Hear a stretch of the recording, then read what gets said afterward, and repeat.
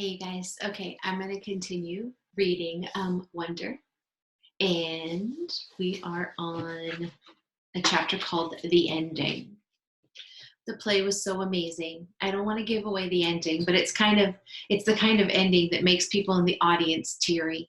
Mom totally lost it when Via, as Emily, said, "Goodbye, goodbye, world, goodbye." Grover's Corners, Mama, Papa, goodbye to clocks ticking and Mama's sunflowers and food and coffee and new ironed dresses and hot baths and sleeping and waking up. Oh, Earth, you're too wonderful for anyone to realize you. Via was actually crying while she was saying this, like real tears. I could see them rolling down her cheeks. It was totally awesome. After the curtain closed, everyone in the audience started clapping. Then the actors came out one by one. Via and Justin were the last ones out, and when they appeared, the whole audience rose to their feet. Bravo, I heard Dad yelling through his hands. Why is everyone getting up? I said. It's a standing ovation, said Mom, getting up. So I got up and clapped and clapped. I clapped until my hands hurt. For a second, I imagined how cool it would be to have Via and Justin right then, having all these people stand up and cheering for them. I think there should be a rule that everyone in the world should get a standing ovation at least once in their lives. Finally, after I don't know how many minutes, the line of actors on stage stepped back and the curtains closed in front of them. The clapping stopped and the lights went up and the audience started getting up to leave. Me and Mom and Dad made our way to the backstage. Crowds of people were congratulating the performers, surrounding them, patting them on the back.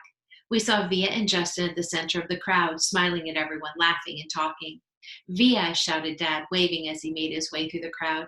When he got close enough, he hugged her and lifted her off the floor a little. You were amazing, sweetheart. Oh my God, Via, Mom was screaming with excitement. Oh my God, oh my God. She was hugging Via so hard, I thought Via would suffocate, but Via was laughing. You were brilliant, said Dad.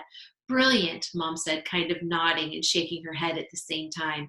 And you, Justin, said Dad, shaking Justin's hand and giving him a hug at the same time. You were fantastic.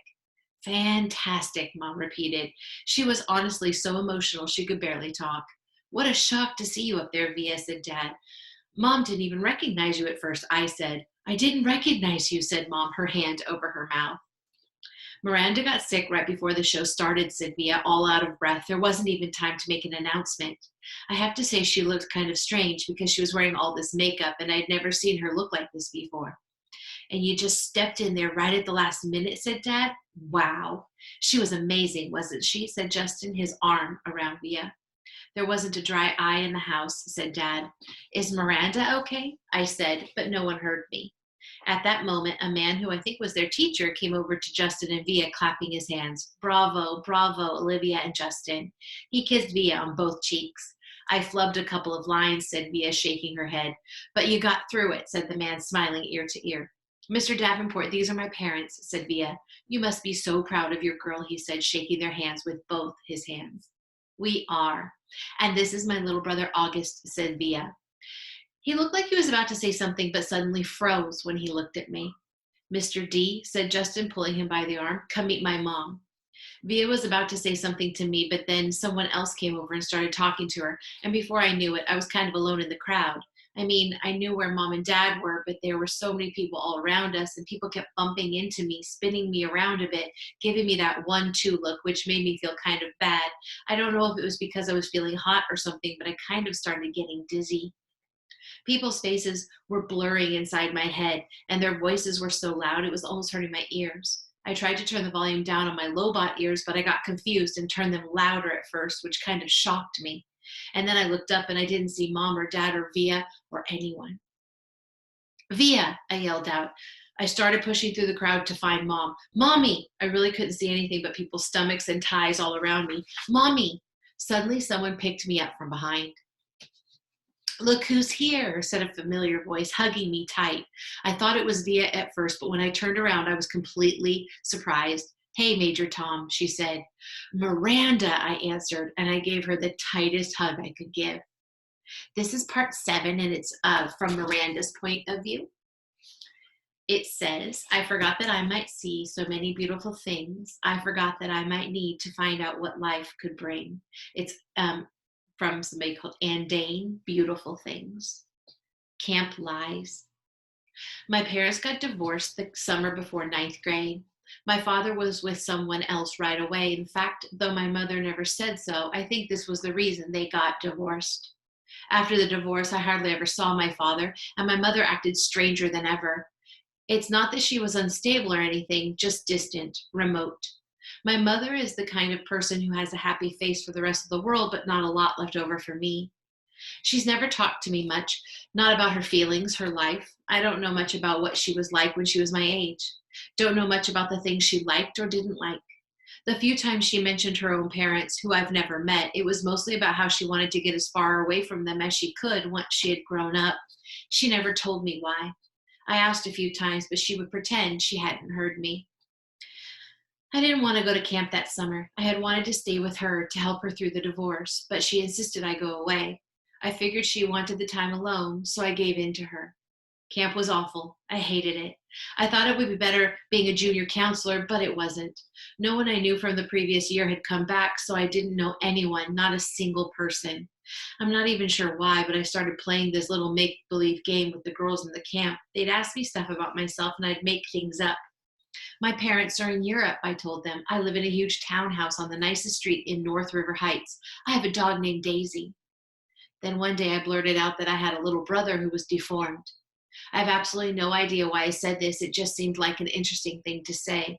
And of course, the reaction I got from the little girls in the bungalow was dramatic. Really? So sorry. That must be tough, etc., etc. I regretted saying this the moment it escaped my lips. Of course, I felt like such a fake. If Via ever found out, I thought she'd think I was such a weirdo. And I felt like a weirdo. But I have to admit, there was a part of me that felt a little entitled to this lie. I've known Augie since I was 6 years old. I've watched him grow up. I've played with him. I've watched all six episodes of Star Wars for his sake so that I could talk to him about the aliens and bounty hunters and all that. I'm the one that gave him the astronaut helmet he wouldn't take off for 2 years. I mean, I've kind of earned the right to think of him as my brother. And the strangest thing is that these lies I told, these fictions, did wonders for my popularity. The other junior counselors heard it from the campers, and they were all over it. Never in my life have I ever been considered one of the popular girls in anything, but that summer in camp, for whatever reason, I was the girl everybody wanted to hang out with. Even the girls in Bungalow 32 were totally into me. These were the girls at the top of the food chain. They said they liked my hair, though they changed it.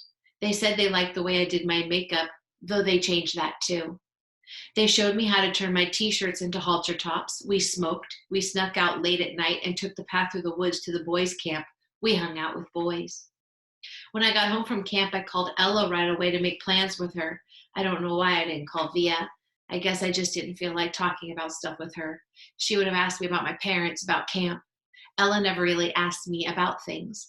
She was an easier friend to have in that way. She wasn't serious like Via. She was fun. She thought it was cool when I dyed my hair pink. She wanted to hear all about those trips through the woods late at night. School.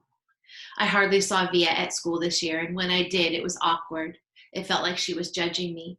I knew she didn't like my new look. I knew she didn't like my group of friends. I didn't much like hers. We never actually argued, we just drifted away. Ella and I badmouthed her to each other. She's such a prude. She's so this. She's so that. We knew we were being mean, but it was easier to ice her out if we pretended she had done something to us. The truth is, she hadn't changed at all. We had. We had become these other people, and she was still the person she had always been. That annoyed me so much, and I didn't know why. Once in a while, I'd look to see where she was sitting at the lunchroom or check the elective list to see what she had signed up for.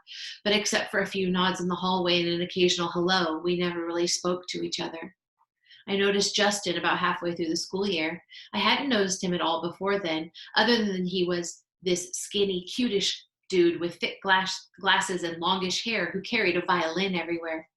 Then one day I saw him in front of the school with his arm around Via. "So Via has a boyfriend," I said to Ella, kind of mocking. I don't know why it surprised me that she'd have a boyfriend. Out of the three of us, she was totally the prettiest. Blue eyes, and long, wavy, dark hair. But she had just never acted like she was all that interested in boys. She acted like she was too smart for that kind of stuff. I had a boyfriend too, a guy named Zach. When I told him I was choosing the theater elective, he shook his head and said, "Careful, you don't turn into a drama geek." Not the most sympathetic dude in the world, but very cute, very high up on the totem pole, a varsity jock. I wasn't planning on taking theater at first. Then I saw Via's name on the sign up sheet and just wrote my name down on the list. I don't even know why. We managed to avoid each other throughout most of the semester like we didn't even know each other. Then one day I got to theater class a little early and Davenport asked me to run off additional copies of the play he was planning on having us do for the spring production, The Elephant Man. I had heard about it, but I didn't really know what it was about, so I started skimming through the pages while I was waiting for the Xerox machine. It was about a man who lived more than 100 years ago named John Merrick, who was terribly deformed. "We can't do this play, Mr. D," I told him when I got back to class, and I told him why. "My little brother has a birth defect and has a deformed face, and this play would hit too close to home." He seemed annoyed and a little unsympathetic, but I kind of said that my parents would have had a real issue with the school doing this play. So anyway, he ended up switching to our town. I think I went for the role of Emily Gibbs because I knew Via was going to go for it too. It never occurred to me that I'd beat her for the role. What I miss most. One of the things I miss the most about Via's friendship is her family. I loved her mom and dad. They were always so welcoming and nice to me. I knew they loved their kids more than anything. I always felt safe around them, safer than anywhere else in the world. How pathetic that I felt safer in someone else's house than in my own, right? And of course, I loved Augie. I was never afraid of him, even when I was little. I had friends that couldn't believe I'd ever go over to Via's house. "His face creeps me out," they'd say. "You're stupid," I'd tell them. "Augie's face isn't so bad once you get used to it." I called Via's house once just to say hello to Augie. Maybe part of me was hoping Via would answer. I don't know. "Hey, Major Tom," I said, using my nickname for him. "Miranda." He sounded so happy to hear my voice, it actually kind of took me by surprise. "I'm going to a regular school now," he told me excitedly. "Really? Wow," I said, totally shocked. I guess I never thought he'd go to a regular school. His parents have always been so protective of him. I guess I thought he'd always be that little kid in the astronaut helmet I gave him. Talking to him, I could tell he had no idea that Via and I weren't close anymore. "It's different in high school," I explained to him. "You end up hanging out with loads of different people." "I have some friends in my new school," he told me, "a kid named Jack and a girl named Summer." "That's awesome, Augie," I said. "Well, I was just calling to tell you I miss you and I hope you're having a good year. Feel free to call me whenever you want, okay, Augie? You know I love you always." "I love you too, Miranda. Say hi to Via for me. Tell her I miss her." "I will. Bye." Bye. Extraordinary, but no one there to see. Neither my mother nor my father could come see the play on opening night.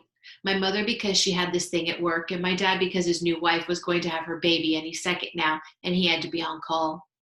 Zach couldn't come to opening night either. He had a volleyball game against Collegiate he couldn't miss. In fact, he had wanted me to miss the opening night so I could come cheer him on. My friends all went to the game, of course, because all their boyfriends were playing. Even Ella didn't come. Given a choice, she chose the crowd. So on opening night, no one that was remotely close to me was even there.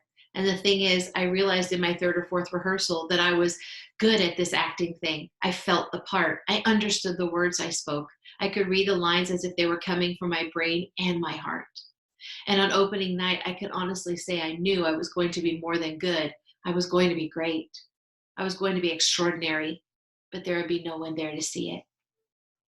We were all backstage, nervously running through our lines in our heads. I peeked through the curtain at the people taking their seats in the auditorium. That's when I saw Augie walking down the aisle with Isabella and Nate. They took 3 seats in the 5th row near the middle. Augie was wearing a bow tie, looking around excitedly. He had grown up a bit since I had last seen him, almost a year ago. His hair was shorter and he was wearing some kind of hearing aid now. His face hadn't changed a lot. Davenport was running through some last-minute changes with the set director. I saw Justin pacing off stage left, mumbling his lines nervously. "Mr. Davenport," I said, surprising myself as I spoke, "I'm sorry, but I can't go on tonight." Davenport turned around slowly. "What?" he said. "I'm sorry." "Are you kidding?" I muttered, looking down. "I don't feel well. I'm sorry. I feel like I'm going to throw up." This was a lie. "It's just last-minute jitters. No, I can't do what I'm telling you." Davenport looked furious. Miranda, this is outrageous. I'm sorry.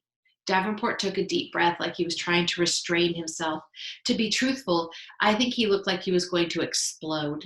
His forehead turned bright pink. Miranda, this is totally unacceptable. Now go take a few deep breaths and I'm not going on, I said loudly, and the tears came to my eyes fairly easily.